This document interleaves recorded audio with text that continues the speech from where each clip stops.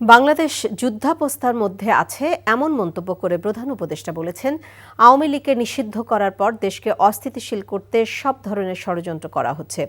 এমন পরিস্থিতিতে রাজনৈতিক দলসহ সবার ঐক্যবদ্ধ সহযোগিতা চেয়েছেন তিনি। আজ সন্ধ্যায় 2 ধাপে অংশ নেয়া 19 রাজনৈতিক নেতাদের সঙ্গে বৈঠকে তিনি এসব কথা বলেন। বৈঠকে অংশ নেয়া নেতারা অভ্যুত্থানে অংশ নেয়া ছাত্র জনতা, রাজনৈতিক দল এবং সামরিক বাহিনীকে আস্থায় নিয়ে দেশ পরিচালনা করতে প্রধান উপদেষ্টার প্রতি আহ্বান জানান।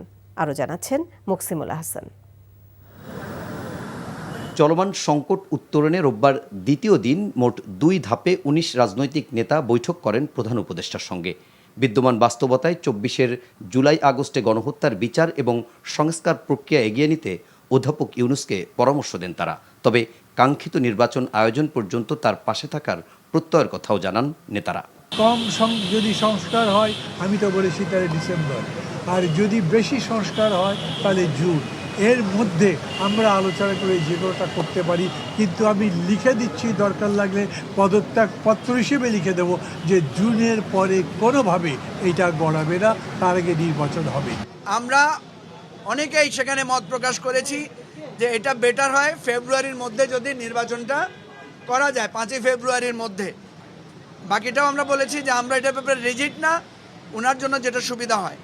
যে বেশি সময় ক্ষেপণ করলে সমস্যার সমাধানের জন্য সময় ক্ষেপণ যদি করেন, উল্টাটা হতে পারে।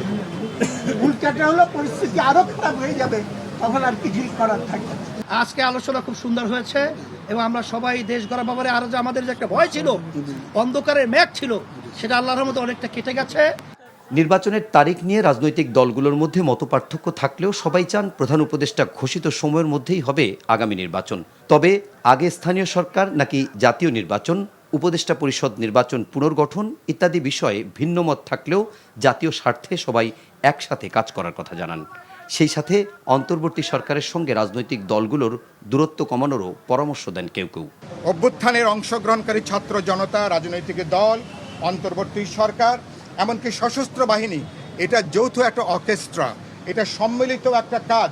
সুতরাং সবাইকে আস্থার মধ্যে নিয়ে কিভাবে বাংলাদেশ গণতান্ত্রিক অভিযাত্রার পথে হাঁটবে, বিচার এবং সংস্কার সম্পন্ন করে এ ব্যাপারে আপনারা নেতৃত্ব প্রদান করবেন, সেই জায়গাটাকে আমরা দেখতে চাই। করিডোর ইস্যুতে, বন্দর ইস্যুতে, আন্তর্জাতিক যেই ইস্যুগুলো রয়েছে সেখানে যেন সকল রাজনৈতিক দলগুলোকে সম্পৃক্ত করে সেই বিষয়ে রাষ্ট্র এবং সরকার তার সিদ্ধান্ত গ্রহণ করে এবং পলিসি মেনটেন করে। উপদেষ্টা পরিষদের পুনর্গঠনের বিষয়টাও আলোচনা হয়েছে এবং সেখানে রাজনৈতিক দলের পরামর্শ নিয়ে এই সমস্যার সমাধান যেন সরকার করে, বা যে কোনো ইস্যু তৈরি হলে যেন রাজনৈতিক দলের প্রতিনিধিদের সাথে আলোচনা করে, এই বিষয়টাতে তিনি আশ্বস্ত করেছেন।